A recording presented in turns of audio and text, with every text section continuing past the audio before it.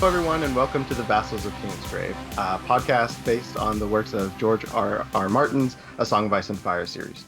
Today, we are taking a little bit of a different tact, and we are looking at some of the writing conventions in Martin's series, and in particular, the 5-year gap. We want to discuss whether or not the 5-year gap was an important feature of the story that has been lost and what its change may have impacted. Joining me today is Greg. Hello, this is Greg, ClaudiustheFool on the forums. Zach. Hi, this is Zach, Alias on the forums. And Bina. Hi everyone, this is Bina007 on the forums. And today I'll be your host, Stephen, or SJLee on the forums. So I suppose the first thing we should do is explain what the 5-year gap is for those who may not be aware. The 5-year gap was a strategy George developed as he was writing A Song of Ice and Fire. The original plan was once he completed A Storm of Swords, that 5 years would elapse in the story before the next book. To allow characters to age up, for pieces to move into place and advance the story chronologically. However, he found that the story wasn't really developing in the direction that he wanted, and he found he couldn't reflexively recall what had happened over the preceding 5 years in a way that he satisfied it, so he scrapped it, which dramatically changed the course of the series, and that's something I'd like to discuss with you guys today. I'd like to get into the motivation a little bit, because this is something you randomly tweeted me about, and then we're like, okay, we should talk about this, but why specifically, Stephen, are you so interested in it? Or what has been bugging you when you said, I really want to chat about this? You're right. It did come up on Twitter. I was actually talking to some fellow VOK hosts about this online, and a number of issues came up in a row about how both the books and the TV series was going. And even some of it was speculating why we thought Winds of Winter was taking a long time to be released. And part of it is, I think that if you look at how the timeline has evolved, by getting rid of the elapse of time, certain characters are just very young and certain ideas are just very underdeveloped.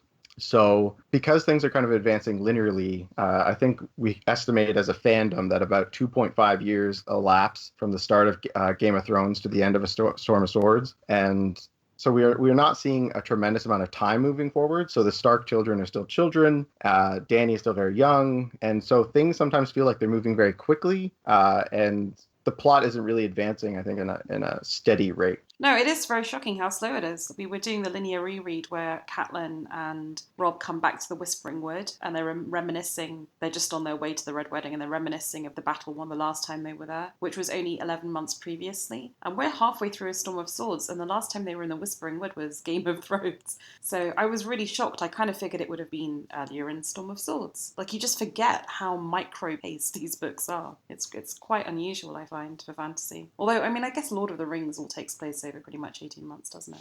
Well, yeah, the story proper, like not counting the weird, like the 18-year chapter 1. Yeah, exactly. Whatever it is. But call me ignorant, but like I didn't think that much time passed between the first 3 books. It's 2.5 years in the first 3 books. Yeah, Bina, that's the number you gave me, is that right? Yeah, because I think what happens seems much is, less than that to me. But I think the actual story proper is more like 18 months, but if you remember from the linear reread, there's the first few Dany chapters that happen almost 6 to 9 months before the kind of Winterfell, kind of where we think of the start of the books, which is Robert going up the Kingsroad. But when we're reading those books, like for me at least, I didn't realize that Dany was so spread out, before the others. So like in my head, it seems like it's a much more condensed story. Yeah. And 2 years seems more like for the whole 5 books so far. It's just Dany, basically, all her Game of Thrones chapters happen and are done a good 9 months before Game of Thrones even begins. So yeah, that is distorting.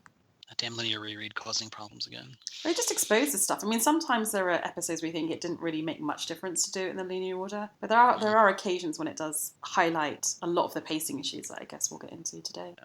Just to speak generally about the issue of the micro pacing that we do feel as we go through the series, I think it's just a symptom of the fact that it's obviously very easy to get caught in the weeds as a writer, and I think obviously that's the thing that George gets in trouble with a lot. But it's clear, especially knowing that he had this 5-year gap plan, that he was conscious of that. He wanted to get out of that. But I think the particular complication, obviously, with this series is that there's so many characters and so many timelines to manage that while it's true that with most stories, the only way to really make it work in a reasonable amount of time is to take time skips throughout and to kind of progress things in a faster way where appropriate. It just became so much of an issue every time any character was kind of rubbing up against another one, figuratively, and they just couldn't align all these disparate timelines.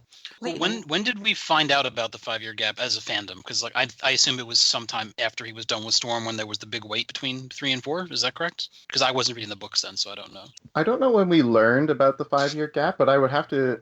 So a lot of my knowledge about this comes from a particular interview by. Hold on, let me get the author's name.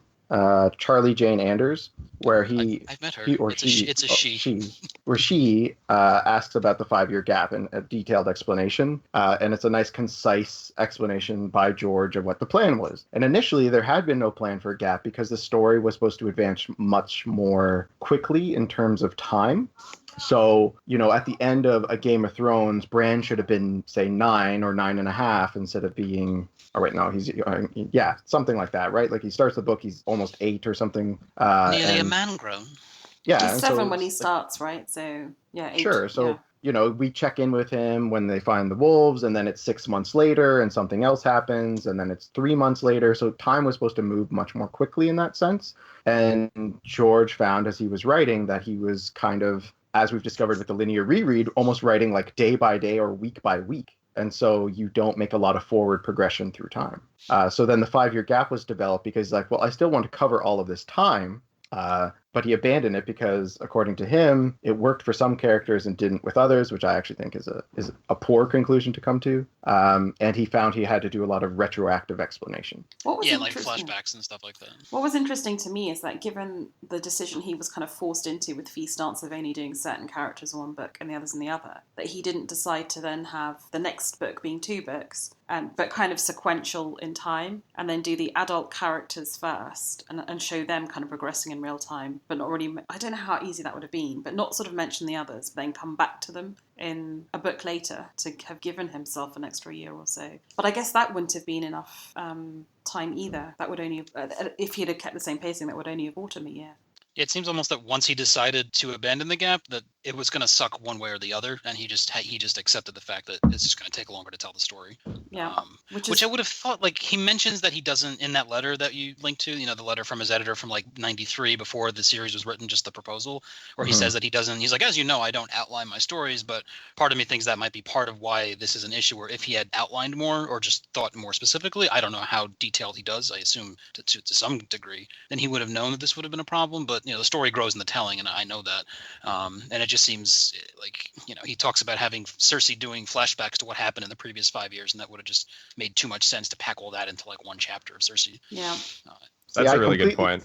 I completely disagree with that because based on that logic, because based on that logic, he should have begun the books at the start of Robert's Rebellion. He had to tell us all about Robert's Rebellion in the last 14 years retroactively, and all of what the characters have been doing in the whole period. Like, it described their entire lives. Would it have been so different for? Well, that's in the past, though. That's in the past when the story starts. He's not telling the story of Robert's Rebellion. He's telling the story of what came after. Sure, but if you're talking about Cersei's regency, and it's been 5 years, and it's been this brutal period for King's Landing and the area she controls, there's no reason why she can't reflect on that time period, because we kind of get that anyway when we start getting her POV characters and she's reflecting on what happened in the previous books. I think the ultimate question there in that particular case is it more interesting for her to reflect on these things, or is it more interesting for her to experience them? If all the interesting things in Cersei's storyline have already happened, why would we even bother to follow her as a character? Mm-hmm. Also, I think that he seems to always be coming at it from the Stark children point of view, and that gap made much more sense from the children's point of view, which you mentioned with, certain things that they have to do, they can't do when they're 6 and 7, but they could do when they're 14 and 15. And maybe he was more focused on them instead of the larger characters as a whole. But I understand what you're saying, Steve. I'm not disagreeing specifically. It's more just in a broad sense. Like, we find out about Robert's Rebellion in like little sentences or like a flashback, but not like we don't get like a whole 4 chapters on this happened, which is what I think he would have to do, filling in 5 years of King Landing politics, in a couple Cersei chapters. Yeah. Just my 2 cents. I suppose I just can imagine how it would work even. Say the prologue for Feast for Crows is some Gold Cloak's perspective on like the kind of tyranny that he has to enforce and what conditions are like in the series, in the city. And then like, okay, now we're set up for what conditions are like here And to then he move dies. forward. And then, yeah, obviously he dies because it's a prologue character chapter.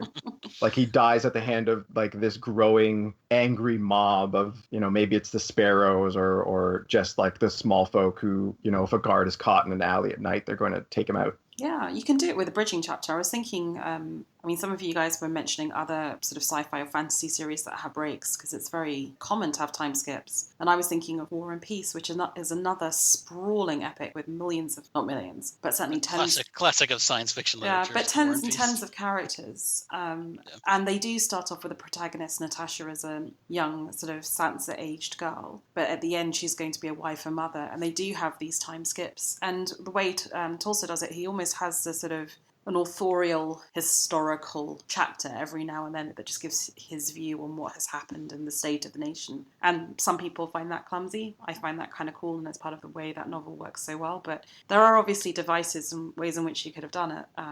But I don't know. I just think that in a sense it's not the technical problem of how to do it, but that George is so, maybe not in love anymore, but so wedded to these characters and can see so clearly the individual kind of day-by-day pacing that he does struggle to lift himself up to 20,000 feet rather than staying in the weeds as you put it. Because he's obviously talented enough to have done it if he really, really wanted to, but felt he didn't want to make that choice. It feels to me anyway.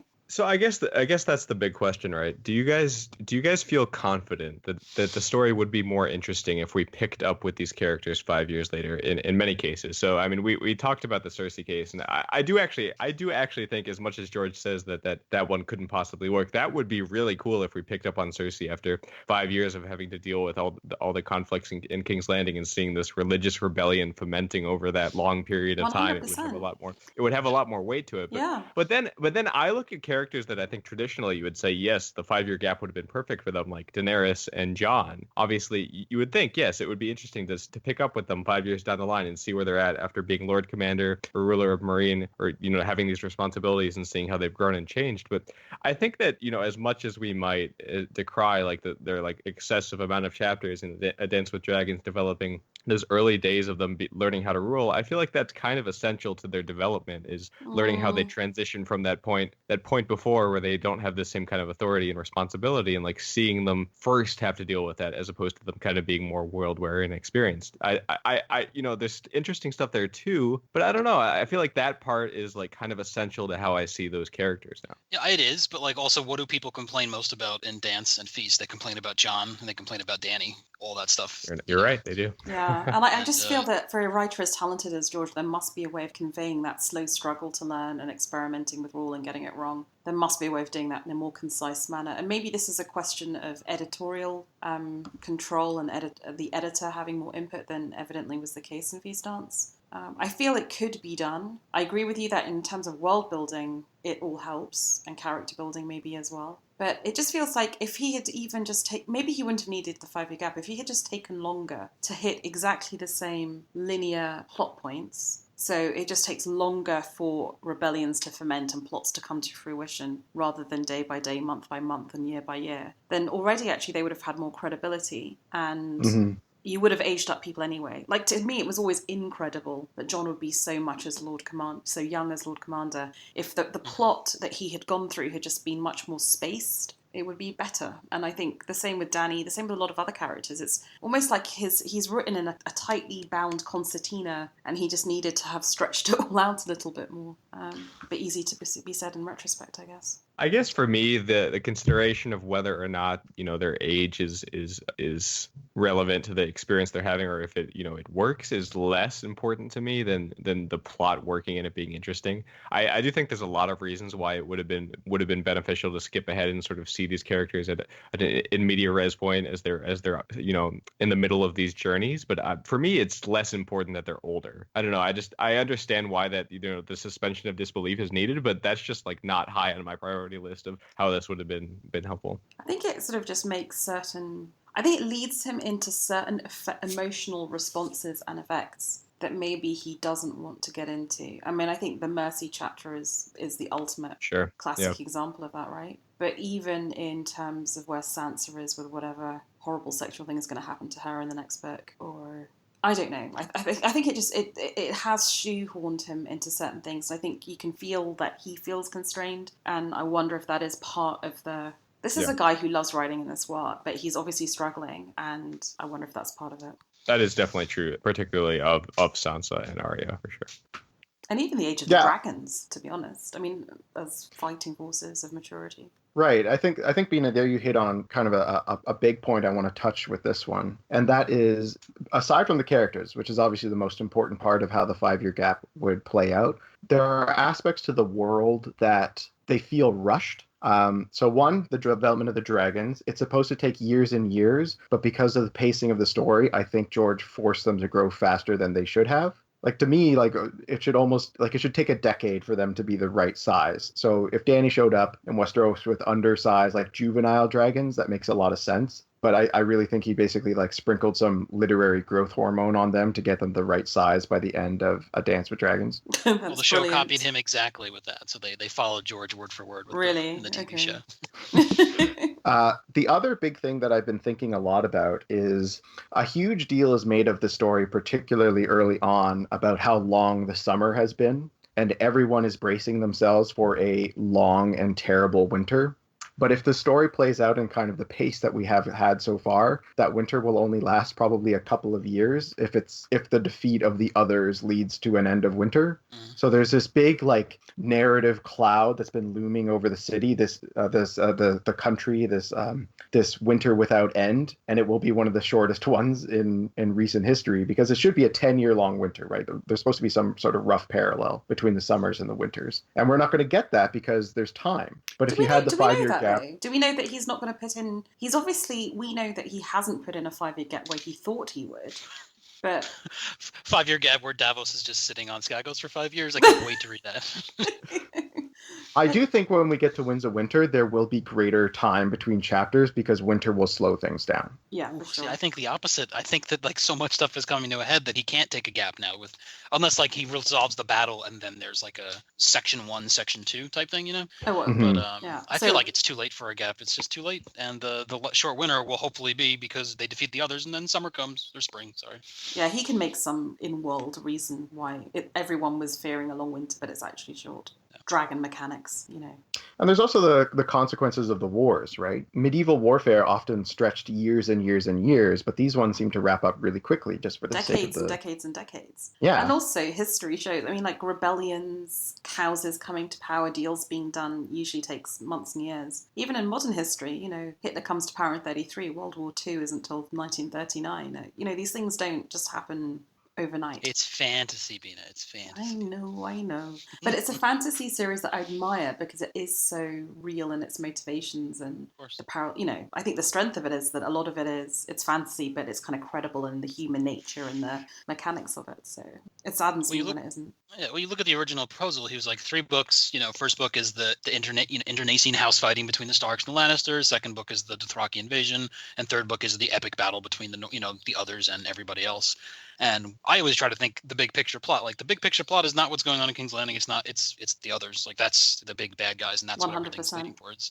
And that would have definitely benefited from a 5-year gap because you can get rid of all the stuff, the politics, the backstabbing, and then you can bring those two things together. But now I feel like it's almost impossible to make everything work out from a plotting point of view correctly. Like, he's going to have to sacrifice some things, and he did that in Dance and in Feast, and I think he's going to have to do that in Winds to get to whatever the 7th book, if it's going to be 7, because now who knows? You know, he said then it's going to be 3, then 5, and now 9. I don't understand. It kind of feels we're 2/3 of the way through, like we're entering the third act. It's also so much. Sometimes it only feels like we're halfway through. Yeah, true. And, like, I know you mentioned, like, why he could divide it up again and do, like, a kind of a feast dance for Wind Spring, but I honestly think that it's a lot to ask of the readers. Not that he owes us anything. You know, we're the readers. He's the artist. He's the creator. But when people have put in their, time, money, life into these books, you expect the payoff, and now to be told that it might be 5 or 10 years away, that's a lot to ask for some people. I don't care. I'm going to read them no matter what. But I have people who come into the bookstore and that are like, I'm done with this book. I'm done with the series. I strongly believe that it weren't for this community that has kept me going and kept me interested, I would have just sort of faded away from this series. And I've burned out a lot, at points, and I wouldn't be starting a new epic fantasy series if I knew that this book was coming out soon. Yeah, I do make that a new rule. Like when people now recommend me stuff, like someone recommended me a Patrick Rothfuss book, and I was like, if this is not already finished, do not recommend it to me. There's a lot of people with that rule now. Yeah, I don't have the emotional bandwidth to be left hanging by another author. It is George has been cursed by his own success. He's the written TV show is a huge part of that. We've only touched on that, but the TV show has just made everything times 10. Where before it could just be with him and some people posting on Westeros or the forums, and but now it's the fandom is what it's millions. Yeah, it's quite literally the largest show ever, right? It's certainly added to the pressure on him. So if he's a writer who doesn't respond well to pressure, then this show is probably crippling. So that's very sad. And it does sadden me. I've become a bit bitter and cynical, but he has given us so much joy. He evidently had great joy in writing these. If he no longer has the joy of it, then that's an awful thing. Yeah. I think I would be more disappointed, and it almost feels inevitable at this point, if we were rushed to a conclusion as opposed to not getting one. And I feel like that, without spoiling it, that is what we're getting with the TV show right now, is that, they're kind of just like going through these plot points, one after the other. And it feels like the characters aren't really even characters anymore. They're just kind of these automatons moving from plot point to plot point to make sure we get there. And I just don't want to see that happen with the books too. And it feels like just so much needs to happen from this point at the end of A Dance with Dragons up to, the sort of things we know need to happen, that I'm worried that the same thing's going to happen. That's going to be the case. Yeah. I agree 100%, Zach. And when I was watching the new episode so far, and yes, Bean, I know I will not say anything specific, but it very much felt like if the four of us sat down and said, okay, let's speculate how the series moves from where it is at the end of book 5 to the conclusion we all assume is coming in broad strokes, who needs to go where and do what. And instead of having, long chapters and interesting writing, it's just like, here's our outline. And the outline is now what's being presented on television. It feels very like, you guys are getting exactly what you want. Here it is. Mm-hmm. But it feels hollow. And that's the reality, isn't it? Actually, I don't want the show version, which is where you rush through plot, and you're done. And I don't want the kind of FeastDance, endless character development at micro pace. I want George to tell it in his own way, and well edited, like better edited than Dance. And if that takes another 3 or 4 books, fine. But what makes me nervous is if the gaps are all going to be 7 years, there isn't time for 3 or 4 books. I think we're going to end up with the worst of all worlds, where even he feels that. So it is wrapped up in 2 books, and therefore it is a bit rushed. Because actually, pardon me. If he'd have started earlier, he could have finished this at the same micro pace. But part of me feels like we're past the point of getting a resolution while the TV show's still on, because either way, the TV show's done next year. The Song of Ice and Fire, there might be prequels and sequels, whatever, but that's done in 2018. And from his point of view, it makes more sense to just wait out the year and a half or 2 years, whatever it is, and then in 2019 put out the book. The fandom has cooled down a bit, and he can tell it at his own pace and on his own level. And I would hate that to have to wait 2 more years, but realistically, it's not coming out this year. It's probably going to be 2019, 2020 anyway. And surprise me if I'm wrong. What makes me know? I think you're right. What I hope is that he's not pausing to write it till the show's over. And there's a difference. I hope he's always writing. He should always. I assume writers write, all the time. But not necessarily on this. It might be Fire and Blood Part 2. I evolved from 2012 to be like, let him take as long as he wants, and then I was angry, and now I'm like, of course, let him take as long as he wants because I want a good product. But, yeah, and that's the worst. I don't want the worst of all worlds where you wait till 2019, but it's still like Dance. I'd rather then wait till 2021 and get it well edited. 8 years in between at that point, and I because I think he'll lose people if that's the fact. The first 3 books were they were paced, they were almost perfect from a narrative point of view, and the last 2 were not. I still love them. What were the gaps between Game of Thrones and Clash of Kings, and then Clash of Kings and Storm? Publishing wise? Yeah, how long do people have to wait for those? It was 96, 99, and 2000. That's perfect, isn't it? Yeah. But I assume he had been writing those books for years before, bits and pieces. It's not like he just sat down one day and, okay, now I'm starting Clash. I think he had, parts. He didn't, I don't think he wrote, 900 pages in In fact, he didn't, because if you read the interview that Stephen's posted in the show notes, he says, my original concept back in 99 was I'd start this way. So he's obviously been mulling it over for 5 years before it came out, the first book. So. Right. The first book was supposed to end with the Red Wedding. This is why there's no way there's just 2 books left, right? Which if you look at if you all cast your gaze to your bookshelf and look at the thickness of a Game of Thrones, a Clash of Kings, and a Storm of Swords together and say, that was supposed to be one book, you kind of get the sense of it. Yeah. Greg, I think I've gone through a similar evolution with my expectations about Martin and his writing. The one thing I will say is I think I'm a little more defensive of Martin. I really bristle at fans that seem to be becoming more bitter and angry about this. And I You know, I hope that's not how I was coming off from a personal, like, George should take as long as he wants to write. I'm talking more from the publishing marketing side. Like, having 2 more world books, I think, is a disservice to the fans who've been waiting for so long. But of course, they're in the business to make money. So I know I do sound like that, Stephen, and I know why you're defensive, because that's how I used to be, and I wish I still were. I'm just not a good enough person. Like, I can feel... Oh, Bean is too honest. No, I can. I can just feel it taking over me, this anger, and I can't stop it. And I do feel like the intellectual part of me is like, he's an artist, he owes us nothing. I'd rather get the creation he wants to give us, even if that takes a decade. And yet the sort of the inner sort of, you know, emotional part of me is like, no, you do owe me something. I've devoted a lot of my life to this. As if other people were waiting, stop dicking around with Fire and Blood and write the book we want. So I totally get why you'd be defensive. I don't, and I hate when I do come off as angry as I'm now becoming, because I love. And also, you're a writer, Stephen. You're you know, professionally, personally, I'm not. So I always try to be very careful when I talk from a creative point of view, because I don't really do that. So that's actually something I wanted to bring up. I write for pleasure. I write fiction for pleasure, and recently I've started doing more collaborative work, which has given me some sort of thought of what might be working on George's mind. When people take my characters and my settings and do things with them I don't like, it really puts me off the project. Wow. You're writing a children's book, Stephen, and having trouble with an illustrator. Indeed.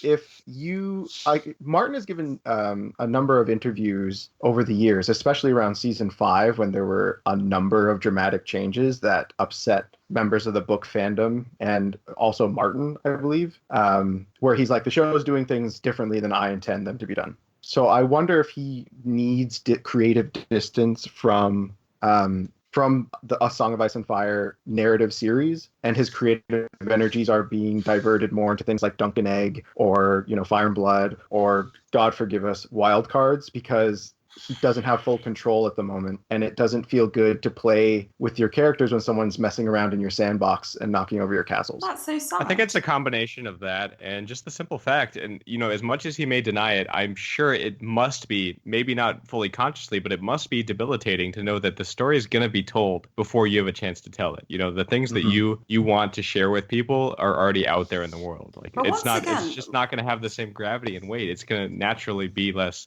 you know, interesting to him to tell that story. Let me play a little bit devil's advocate here. I think I'll join you, Bina, on your devil's advocate. But because he was not forced to sell the show. He chose to sell the show. And he could have chosen to sell the show whereby there was a clause that they couldn't go further than the books, and maybe they would have chosen to walk away from that. Or he could have written TWOW while the show was going on. But he was not hard up. He was not a poor author. He was widely published. He had TV scripts done. It's not like he needed the money. More money is always good. I'm a greedy capitalist. I get that. But to me, it's tremendously emotionally sad if other people writing fanfic about your works has put you off going back to those works. But he made that choice, and he had a long history in the 80s in TV rights, so he knows how TV works. He's not like a pure author who's never sold TV and that gets screwed over with the first TV deal. I mean, this is a guy who should have known a little bit the ramifications of it. So, no, absolutely. You know, he takes the fat cash, you get the consequences, no?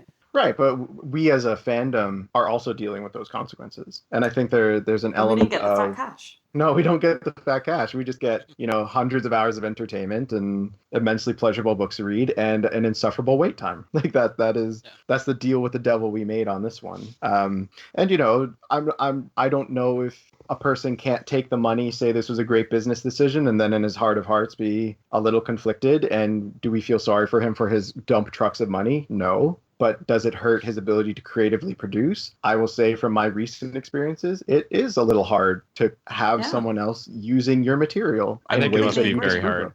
Very hard. I would assume that is the case. I mean, I always take everything back to Tolkien. I'm like, the difference with Tolkien and Martin is that, like, Tolkien wrote those books over, you know, 25, 30 years. They were pretty much done in 1954, and then they both came out, or all three came out over a very short period.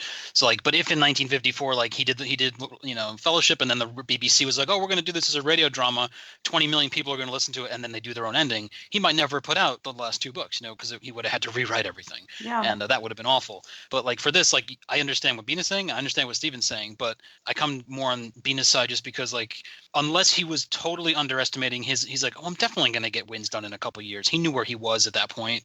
We all heard that he already had 200 pages written and all that, and something has happened. The show is the big thing that's happened to cause him to. And maybe, and in fairness to him, sorry. the hugeness of the show maybe would have been a surprise. Yeah, that's what I'm saying. He could have because I mean it is the big, and they did not know that it would be the biggest show ever in 2010. No one did. I remember, it was just another sci-fi fantasy show. Oh, this will be fun, but it just. And of course, he underestimated how long it would take. I think that's self-evident. I'm surprised that you think that wouldn't be the case. I mean, when the ball got rolling with the show back in like 2006, when he first had a conversation with David Benioff, he must have thought that he would have the books out before the show, ever got going. I don't think. No, I was thinking more 20. Like, show came out in 2011, right? Yeah, it was the summer that Dance came out. So I was thinking more like 2010, 2011. Like, oh, Wins is going to be done, and I'll be done by 2015. Yeah, 2015 seems so far in the future in 2010. Mm-hmm. Yeah, but he had already made the investment beforehand. But yeah, I think he must have been convinced he could have beat the show at any point in that time. Maybe not in the past 3 years. That's probably the point where he realized, wait a minute, this isn't going to work. But yeah, I think he must have thought he could beat them. If we could just turn a little bit back towards a 5-year gap, I think this is intimately tied with what we're talking about here, because George's central problem has always seemed to be aligning his timelines and getting things to play out the way he needs them to. And for example, with the Dance of Dragons, the big holdup there was the Myronese blot, right? Or not. Sorry, the blot is the blog. The Myronese knot, trying to get all the characters at the right place at the right time, and who arrives when, and how does that affect the story. And from what I've read about his writing, he's constantly had to go back and revise to like tinker with who's where when and what condition they are in. So really, like, time is kind of the biggest factor, I think, in shaping the story so far. What do you guys think? Nobody wants to go. No one. You were too erudite and on point with that. I think you're completely. I agree, basically. I think we're all right. Aren't we all right, really, when we think about it? So the other aspect of this I think we should consider is, while I really like A Feast for Crows, though I haven't given it a proper reread yet, Feast for Crows and Dance for Dragons are probably among the least loved books in the series, and they are a consequence of skipping the 5-year gap. Do we have any thoughts on that in particular? Well, it's unusual, I just from what I've read, just like other books that I've read, to split a book from a character perspective, I believe. Not so much the gap, but some people had to wait, 10 years to go from like John to John or Bran to Bran, at the characters that didn't appear in Feast, which would be very jarring for me. But, I didn't care because I just got to pick up the next book the second I finished it. But I think he thought it was the best decision of several crappy decisions he had to make, and he did the best he could. And if he wasn't doing the gap, he had to do that, right? I'll just say that there's obviously in at least this more invested fandom of which we're a part of, a lot of people that would say that maybe not that they're the best books, but that A Feast for Crows and A Dance with Dragons are very good books. They kind of point out all these like cool scenes that we get, the good writing and different characters and interesting journeys. I'm not one of those people. I'm not really a fan of either of those books. In fact, it took me a very long time to get through A Feast for Crows because I really just didn't enjoy it the first time through. But I think that especially after having watched where the show is at now, where, as I said before, things are kind of rushing right along plot point to plot point, I am starting to appreciate more. And again, I don't think that those books were the right way to do it. There's a lot of plot lines that I think just still don't need to be there. I am getting I've started to get more of this appreciation for taking your time with things and getting these characters not in the middle of their journeys, as romantic and interesting and enticing as that sounds in the 5-year gap context. I do appreciate the point at the journeys we get to explore a lot of these characters more so now. But I just, again, the overall concern that kind of overrides that is that it's going to be rushed eventually unless we get a million more books to get us through everything else at that same pace. It's just like it can be slow and micro pace now, but it can't stay that way if this is ever going to end. So that's the ultimate frustration with it. Yeah, this is not sustainable, right? This cannot stand. And I think he gets that. I never thought about it that way before, but I really believe you guys are right that he needs to see out the show to get his creative juices back. He just needs to get over that, and maybe then the frequency will increase, but that's still a long wait. But what's on the heels of Game of Thrones is prequels and sequels that he's going to be involved in on some level. And I know I'm just mentioning it because it's true. I don't think he'll ever escape it 100%, no, but he'll hopefully get to a point where he can separate enough to do it. And maybe he's been doing it this whole time and he's fooling everybody. Good for him. I just don't think that's the case. Bean, I think when we were talking before and you were mentioning how he should have just advanced time more quickly, spaced events, have it been, months apart rather than days apart, and that would have fixed the series from the beginning. That, I think, is the perfect solution, but we're already so deep in, that obviously can't happen now. But what I would say is I think, maybe instead of a 5-year gap, he needs to do something more like a 3-year slip, which is, imagine if Feast for Crows and Dance with Dragons covered 3 years of time instead of maybe the year it actually does. So some things are just going to move along more quickly. But more is going to push forward in time. Arya is going to be older. Bran will be older. Sansa will be older. So it makes sense that they're starting to take on these new responsibilities that they've trained more thoroughly. So essentially, what you're suggesting is, not one big skip, but little skips from chapter to chapter as things progress more quickly. Which is kind of in your interview what he was suggesting the 1991 concept was, that there would be these little sort of maybe 6-month skips between chapters or 3-month skips so that people, we're just aging up more quickly. Yeah, but I think now because he didn't do it in the middle books, that it'll be harder to do that in the late books. Well, Dune is a good comparison because, the 6 Dune books that Frank Herbert actually wrote, the first one is like its own self-contained story. Then there's about a 10 or 15 gap between 1 and 2. And then there's like another gap between 2 and 3. And then there's a 1,000-year gap between 4 and 5 or 5 and 6. I'm drawing a blank. But as long as you tell a concise story within the books and don't leave people hanging too much, they'll be fine with that. The problem is what I think he did is that he literally left, the mother of all, cliffhangers at the end of book 5, and people aren't satisfied by that. And, there's plenty of examples in fiction where you can have gaps, and the Ender's Game where like there's, because of like the time, the faster than light travel, like the books do skip thousands of years, but in relative terms, it's only 20 years and they're done fine. And I wasn't complaining about that. Maybe people were, but it's fine from a narrative point of view. But it's because we're all involved in this as they're being written over a 20-year period that all this can be focused on, Absolutely. I still comes down to outlining. Maybe you can speak more from the Stephen and Zach because you guys you write. But if he outlined more, do you think this would not be a problem or as big a problem?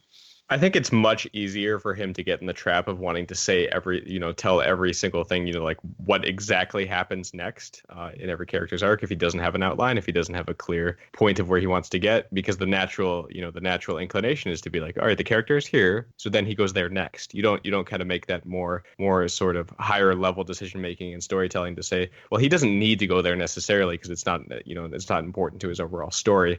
Obviously, he does have some sense, I think, of what these overall stories are, and for me the bigger issue is not that. I think it was in the beginning, it's what made a Game of Thrones so much longer. It's what turned that from 1 book to 3 books. But I think the bigger issue at this point is just the sheer amount of characters he has to manage within some kind of cohesive timeline. Well, Greg, if you want my thoughts in length on writing, you could listen to VOK 63 Writer's Workshop. But of course, I've listened to every single VOK, Stephen. I don't know what you're implying. Of course, that was 4 years ago. 2014. I haven't pulled up just because I didn't know the episode number.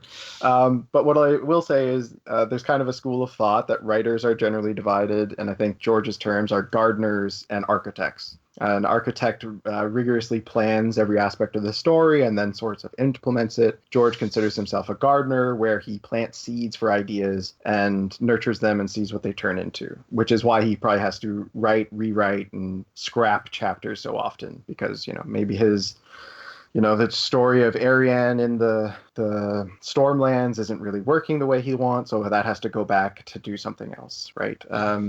I think most writers realize they're somewhere on a spectrum, and even the most gardener of a writer needs to have some sort of plan, because unless you're writing like very short poetry, you can't just like stream of consciousness write a novel. It's not possible. Especially with this many characters, right? And this many locations. And it just feels like, even if I think we're 2/3 the way through, potentially we're halfway way through. It just feels like things are still sort of multiplying rather than being brought in and being brought together. And I think the emergence in some of the preview chapters of Euron as this ultimate Cthulhu type evil guy. So late in the day, we're being given these very dominant, apparently quite dominant, not new characters, but new forces in this world. And that's what worries me a little bit, because it still feels like it's broadening out rather than narrowing in at this relatively parts are definitely parts are broadening it, but like we know that there has been a battle in the north. We just don't know the outcome, and we know that the battle fire is literally happening. True. So like those things will be resolved very relatively shortly. But you just always think of the big picture. They don't mean much in the big picture. It's getting Dany to Westeros to fight the others. Like and John. That's what we assume it's all leading towards. Not that I'm saying we'll know. But like you mentioned it before, Stephen, but like about how the TV show is like almost making it like they're caricatures of the characters, like we're doing this and then this. Like I remember talking about it probably before season 4, but like there's only so many ways it can end, and someone has guessed correctly on all of them between everyone out there. Someone knows, they might not know it, but that's how the series is going to end, and it's the journey getting there that we like to read about. If someone said like, oh, the wall comes down, but John sacrifices himself and Dany becomes the queen of the 12 kingdoms or islands that are left, okay, that's great, but we want to know how it gets there. And it sucks waiting, but we have to wait, and that's fine. But we also are allowed to be frustrated sometimes. I do think there is a way that he can get from where we are at the end of A Dance with Dragons to some kind of ending that is both satisfying and doesn't feel rushed. I couldn't tell you what that way is. It's going to take some seriously virtuoso storytelling to get there from here and feel like it all works and makes sense. But I think it's possible. I haven't given up hope that there is some kind of path forward here that doesn't feel like it's skipping through things or just ignoring the sort of the dominoes that have been set up. I think that, I don't know, it does feel a little bit like things are kind of coalescing finally. Yeah. But yeah. And I don't think he would publish a book that is subpar in his opinion. He wouldn't do that, or he shouldn't do that. I think there's a lot of evidence even in A Dance with Dragons that this can all be pulled off successfully. And perhaps in my heart, because it's probably one of my favorite chapters in the entire book, the epilogue of A Dance with Dragons is like it's quick, it's dramatic, it sets up like a lot of things are happening at the same time. It advances time and the plot pretty dramatically in a fairly short chapter. Like that's really the kind of chapters he needs to write if he wants to, one, start aging up his characters, two, start making events move into place the way he needs. And I think there's certain constraints of the world, like fighting wars during winter, or like I have to imagine sort of like the Winterfell Under Siege chapters from A Dance with Dragons, that the pace of events have to just kind of slow down because winter is occurring, right? Like you're not going to march your 20,000 men out and fight long battles and protracted campaigns when there's 7 feet of snow on the ground. Well, like what did they do in the Middle Ages? They literally waited until the spring to fight. Right. And they don't have the luxury to do that because we know it could last years. So. Right. So maybe that'll help the pacing in that like there's not going to be a battle for everyone to be reacting to every single month, or like new events just can't occur at the same pace that they did in the previous books when it was summer and autumn. So you're saying that will give him more leeway to do a more drastic jumps or skips, you think? Yeah, I guess so. It could, as long as he doesn't like revisit. So the thing with the Winterfell is he revisits it quite a bit. There's a lot of POV chapters in those sections, or at least I remember them being. So, over all of those, it might have covered a long time while it took Stannis to march down from the wall. But, you could have covered those in fewer chapters with the same amount of time, because we're all just sitting here and the Freys and the Boltons and the other Northern Lords are slowly turning on each other without showing it all in, quote unquote, real time. Well, that's why I hope that there'll be some sort of gap or like space between a book, like a book 1 or section 1 and section 2, because we know he's basically written the Battle of Fire. Parts of that were supposed to be in Dan's, and for various reasons they were moved. So like we know there can't be a time jump then, but maybe after those 2 battles are resolved, maybe there can be a big time jump and take it from there. But I would have no problem if after the time jump it was 3 years later and Dany's in like Westeros, everyone's kind of hunkered down. Dany is ready to launch her army finally, like everything is prepared. Like that's why there's been this wait.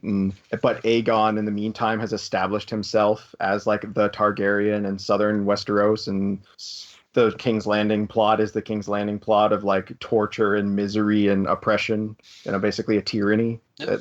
And you still have the Riverlands falling apart, but it's also winter, so you get lots of good small folk in rebellion against their lords sort of situation. Yeah, I agree. I think that we're at, as soon as these immediate conflicts are resolved after the end of A Dance with Dragons, we're at a very good point, I think, with all of the characters where some kind of gap would be warranted. I think for me, the one character, there's a couple other ones that I think it's nice to get a little more out of. But for me, the one character that gives me pause on the the initial 5-year gap after A Storm of Swords is Jaime. I think that his arc arc would completely be lost if we skipped ahead the sort of the more interesting parts of his development. And I don't necessarily feel that way with any character, I don't think, at the end of Dance, after these immediate conflicts are resolved. As long as it opens with Davos on Skagos, I'm fine. So why do you think, Sure. why Jaime in particular? Or why do you feel you couldn't get that in flashback or some other way? And bear in mind, I love Jaime, so I kind of agree I want more Jaime, but... I think that the point that we have him at the end of A Storm of Swords and sort of his development from there would be, it just wouldn't be the same if he had 5 years to sort of cope with the changes in his life, that he was kind of, maybe he's not subtle with it, that could be the case too, but it just wouldn't be as interesting if he was at the point where he was comfortable with the way he is now 5 years later. He was a late introduction too. He was one of the last characters introduced in that, of the original characters. I agree with you, Zach. I don't think you could have Jaime at court with Cersei for 3 or 5 years and not show his character development. The only way I could imagine that is if he's basically in charge of the army sitting on the Riverlands, or they send him to Casterly Rock and he's waiting essentially. But you're right. He's one of those characters that would be hurt by a time slip. Though I don't think we made this point specifically, and I kind of want to do, and it's easy as book fans to cast shade upon the show, but I think one of the things the show did well and it wasn't on purpose, was because we have human actors in a live action play, the children grew up naturally. Yeah. So when they embraced the age of the actor and let them essentially play closer to their real age, the show worked very strongly. But whenever they had to interject the supposed narrative age of the actor, it often fell apart. So for example, I think they pretty much abandoned Bran as a child. The actor has simply grown up too much. They can't pretend. I don't think they pretend anymore that he's supposed to be 10, because he's clearly a teenager. Also, his age is irrelevant to his storyline. So by implication, are there multiple different simultaneous timelines going on? So Bran's aging faster than Cersei. I mean, not that it impacts the show, but just if you really, really looked at it, that would kind of be the assumption. So the one thing, I'll put it this way, one character I think really who would benefit from a natural time progression, and the show proved this out to a certain extent, is Sansa. Because as she develops into a more cunning, capable, and mature woman, you can see how she starts to get the upper hand on Littlefinger, how she can take leadership and it doesn't seem ridiculous.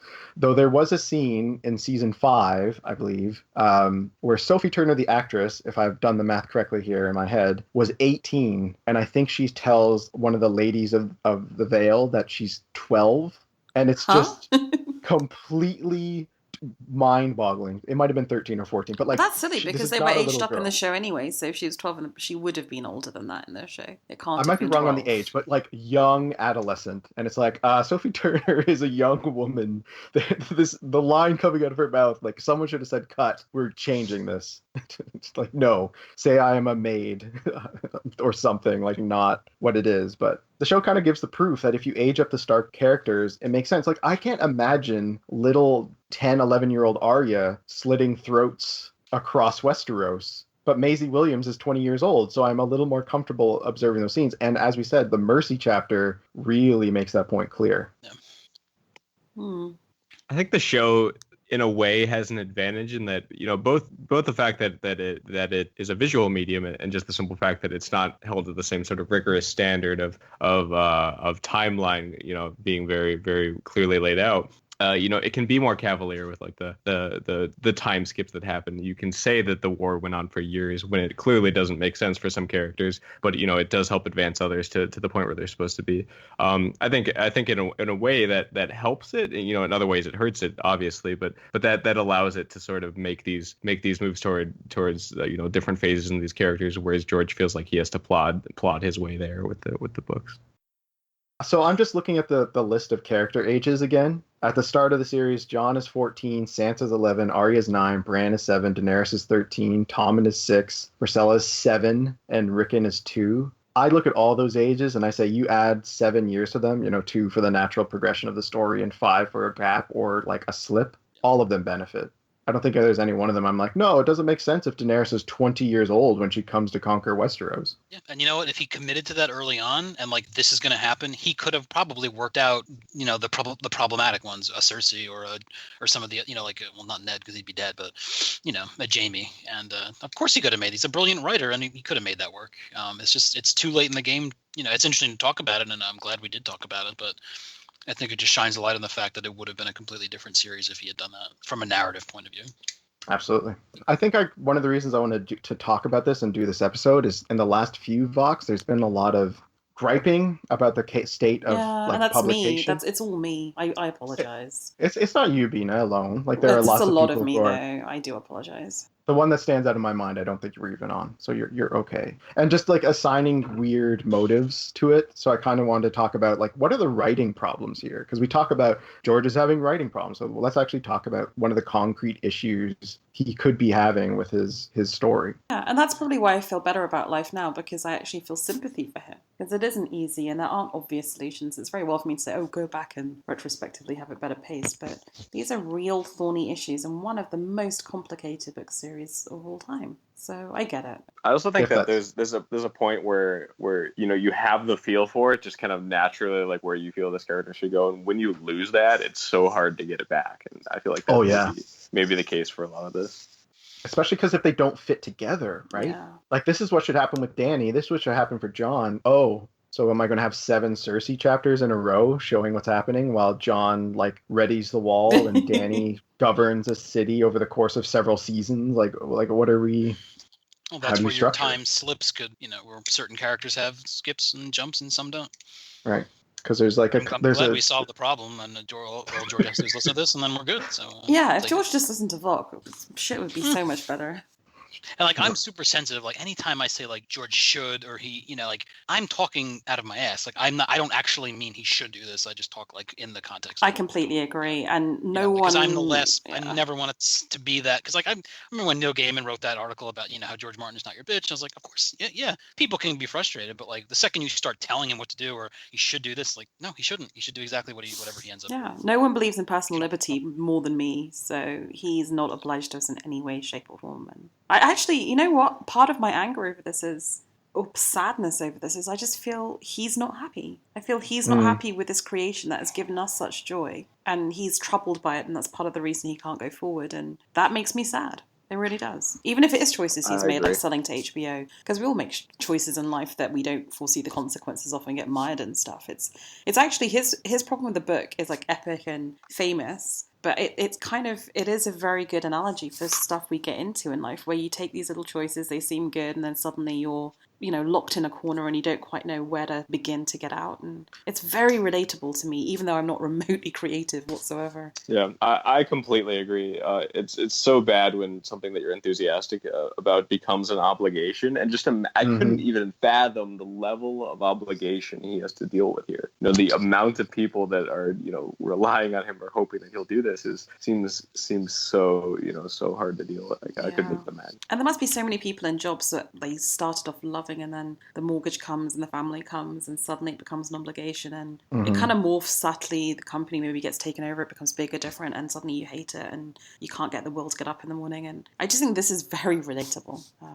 I think in terms of writers, because I felt like he's made comments about what has happened in the published books that he wish he could go back and tinker with. I think if he followed Tolkien's road and spent the 20 years writing this in private and then started publishing it, it would be in a place that he'd be much more satisfied with, because he could go back and say, okay, by book 6, I noticed it's bad that I haven't aged these characters up more.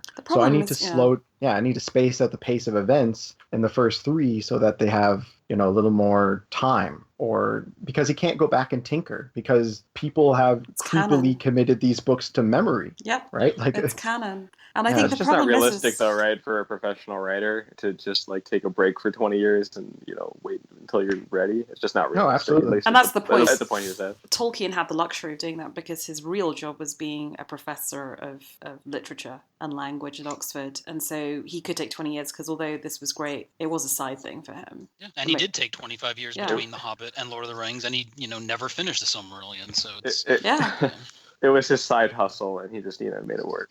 Exactly. Yeah, and there's kind of a joke in professional writing circles that like the person who has a manuscript in their desk that they've been tinkering with for 15 years isn't a writer. They're a person who edits.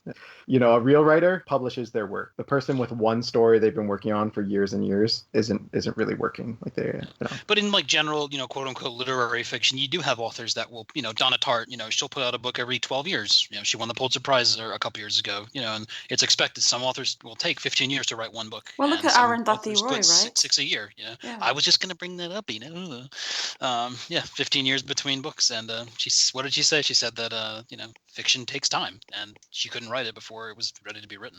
But also she's been off doing things like, political agitation and activism, and that's I've just received the book today actually, but apparently that all gets reflected in the book. So I respect that too. I mean, people need to do what they need to do, but she's amazing, right? To write 2 books that could potentially both win the Booker. It's pretty freaking awesome. And then you have scary freak writers like Stephen King who do their magnum opus and still pump out like a book a year. Well, yeah, right.